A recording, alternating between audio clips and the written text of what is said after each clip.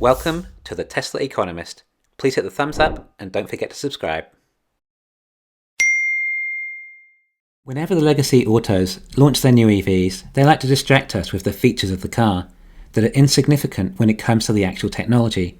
Like Porsche, being able to drag race again and again with equal performance each time, whereas the Model S will get slightly slower after 5 or 10 drag races.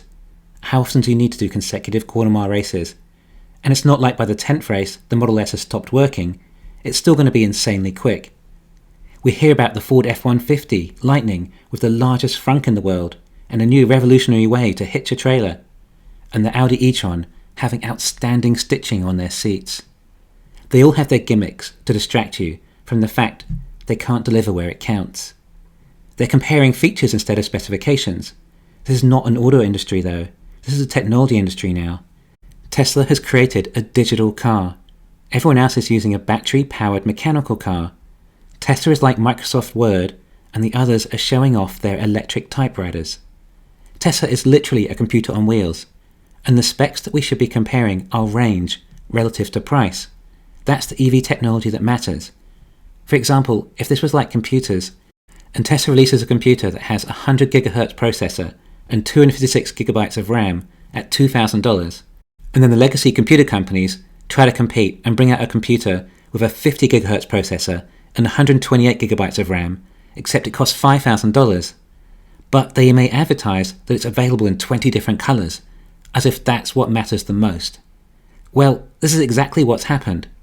Seriously, this is how we should look at it. I know it's hard without anyone to explain it to us. Tesla don't care if you realise or not. They don't bother advertising to tell you how superior they are to the competition.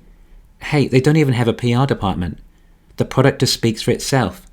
Well, that and all the owners.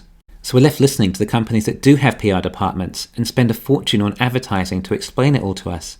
But it's also revolutionary. It's hard for people to comprehend. They don't want to hear it. A lot of people are brand loyal to car manufacturers. Hey, I was too. I've had half a dozen BMWs in my time, including M models. I thought they were a great driver's car and I loved them, and never understood anyone who bought a Ford or Toyota. Yet Toyota owners wouldn't understand why I'd want to buy a car that costs so much to run, is less reliable and depreciates so much. We like what we like. Just like people loved their Blackberries. It can be hard to let go. It's called cognitive dissonance. But eventually there comes a time when it just makes sense on every level. A faster, safer, better value car with so many technological features. I mean, why wouldn't you want to watch Netflix on your way to work every day, rather than trying to combat soul-crushing traffic? There comes a point when people just let go and get with the times. This is the S-curve adoption rate. And then, of course, it's not just about making a prototype that has a good range. It's about being able to make them at the same mass scale they can make their ICE cars. But the thing is, it appears that mass-producing EVs might not be the same game as mass-producing ICE vehicles. Now, do you think the competition will catch up? Or do you think Tesla will simply just get further and further ahead? What are Tesla doing now? Continual innovation and R&D on manufacturing and technology with lighter, lower cost, faster to produce, safer structures, making higher performance batteries with longer range. And that's just what they've come up with now. What's the other $2 billion a year on R&D going to bring us? The competition are lost. They don't know where exactly to invest. What will the future technology be? Do they put LiDAR in their cars? Do they invest in a neural net? Do they research new batteries? They don't know. The problem is they could throw down several $1 billion and then it could be totally in the wrong direction, with something that quickly becomes obsolete. Similar to NIO with their battery swap technology. Now, bear in mind, if NIO are battery constrained too, then all the batteries in these swapping facilities could have been car sales. But not only that, they've now limited the design of the car and are not able to take advantage of structural battery design. Also, this is the most over-engineered thing I've ever seen with any car. And Tesla can do all this with very little debt on their balance sheet, a massive amount of cash, oh yeah, and a market cap not far off all the other auto companies combined. But some people are telling me that legacy companies will catch up to Tesla's almost 2 decades of experience. Tesla managed to hire and train all the best EV-related engineers over that time.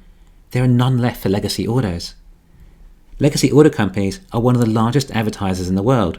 They're brilliant at it. Plus, they've spent billions of dollars with the media companies over decades and decades, earning them some goodwill for some spun PR and negative PR for Tesla. They try to do everything they can to convince us that autos are their game, not some obnoxious Silicon Valley startup. Tesla is the lowest spending advertiser in the world. They're all struggling to beat 300 miles of range. Ford Mach-E was the first to achieve this with an alleged 305 mile range, which is nearly up there with a 2016 Tesla Model S that was capable of achieving 315 miles. Okay, we hear Mercedes might hit almost 400, and Rivian 400, and Lucid 500. But where are they?